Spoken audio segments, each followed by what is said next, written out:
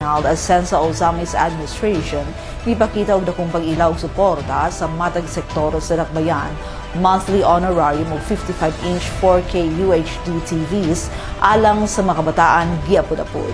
Ania si Leon Medalyo alang sa detalye. Sa pagpakita sa suporta o pag-ila sa matag sektor sa Dakbayan sa Ozamis, ang asin sa Ozamis Administration nga gipanguluhan ni Mayor Attorney Henry Indy Waminal Jr. nga gipresentahan ni Vice Mayor Simplicia Bibinere ug ang umabot nga Mayor sa Dakbayan Attorney Sam Norman Go Fuentes, kauban ang mga sakop sa Konseho ug City Social Welfare and Development kung CSWD sa pagpanguna ni CSWD Focal Person Raji Gomez. Ang miapod-apod og monthly honorarium ngadto sa 53 ka mga presidente sa Women's Association, 49 ka mga presidente sa Persons with Disability kon PWDs og 62 ka mga daycare workers gikan sa matag barangay sa Ozamis niadtong Disyembre 23 ning tuiga. Kini nga paningkamot timaan sa paghatag og bili sa lokal nga pangagamanan ngadto sa matag sektor nga naghatag og dakong kontribusyon alang sa kalambuan sa Dakbayan sa Ozamis. Ang tulo ka nasangpit nga mga sektor nagadawat sa ilang monthly honorarium, diin ang matag Women's Association President nagadawat og kapin 23,400 pesos gikan sa Enero hangtod Disyembre. Ang matag PWD President nakadawat og 6,000 pesos matag usa gikan sa Hulyo hangtod Disyembre, ug ang 62 ka mga daycare workers nakadawat og 36,000 pesos ang matag usa gikan sa Hulyo ngadto sa Disyembre. Lakip na ang 69 ka 55 inches 4K USB TV nga gamiton sa ilang mga classrooms alang sa pag-edukar sa mga daycare pupils sa Dakbayan. Sa mensahe ni Atty. Sam Norman Fuentes, iyang ipasabot ang mahinungdanon nga papel og dedikasyon sa matag sektor sa Dakbayan isip pag-ila sa ilang kontribusyon alang sa kalambuan o kayuhan sa syudad diin sumana pa niya. Sa ngalan ni Attorney Henry Indy Waminal Jr., uban sa iyahang Vice Mayor o sa Konseho, kami magpasalamat sa inyo sa inyong mga trabaho nga ug dedikasyon nga gipakita. Kay kung wala kamo, dili maabot sa LGU ang sektor nga inyo ang ginaserbisyohan. So kining pag-ila ug pasalamat sa inyo ha, dala pod ang pag-ila nga duna po'y ginatawag og recognition sa giingon ni Vice. Pero mas labaw pa siguro nga kuan nga ang iyahang gikuan appreciation, Vice. Maurag gihapon no pag-ila og pasalamat.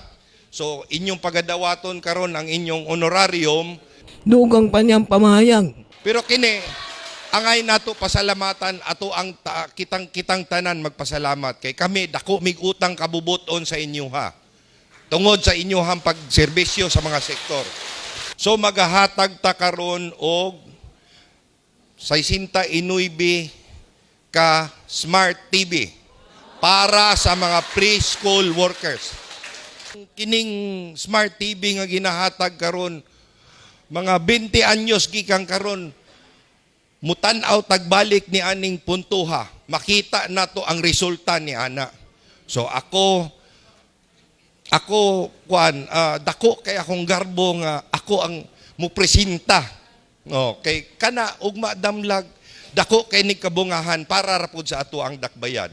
Kinasing-kasing ang misaysay si Daycare Workers Federated President Ray Balansag sa iyang dakong pasalamat kang Mayor Indy Waminal sa honorarium nga ilang nadawat o ilabi na sa 55 inches 4K USB TV.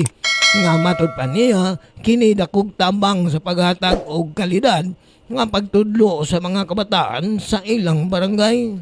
So dako kayo na magpasalamat sa ato ang hilangdon nga mayor nga iyahang gihatagan ang daycare center ang kada barangay para sa ato ang daycare center nga ato ang TV nga 5 inches para sa mga kabataan. So tagsa-tagsa nga mga daycare center nga iyahag yung giapuran para sa amo ang program materials, isa sa amo ang gamitonon para sa amo ang pagtudlo sa mga bata. So dako kayo namong pasalamat nga sa kanunay nga gidungog gyud ang among pag-ampo nga amo ang gi-request nga gitagaan na gyud mi sa amo ang TV para sa amo ang teaching sa amo ang mga kabataan, ilabi na sa amo ang kada barangay nga sa 62 ka mga daycare center. So naapuran gyud mi og TV. Sa closing remarks ni Committee Chair for Social Services, City Councilor Sancho Sani Waminal Jr., iyang ipadayag ang iyang pagdasig o pagsiguro nga ang Team Asinso Osamis Administration padayon sa paghatag og tinuod nga lubos-lubos nga serbisyo sa matag sektor sa dakbayan. So dili lalim ang mga grasya nga atong madawat karon. Mao ni ang resulta sa mayo tong relasyon tali sa Asinso Team. Ang maong inisyatibo nagpakita sa tinuod nga pagtagad o pag-ila sa Asinso Osamis Administration sa mga sektor nga naghatag og dakong kontribusyon sa kalambuan sa dakbayan nga nagdasi kanila nga mas magpalig-on sa ilang mga paningkamot aron mapadayon ang paghatag og igong serbisyo sa matag Osamis nun subay sa panglantaw sa probinsya nga ang matag Misamis nun magpuyong malinahon, malambuon ug malipayon. Alang sa Osamis, ako po si Yunsho Midalio.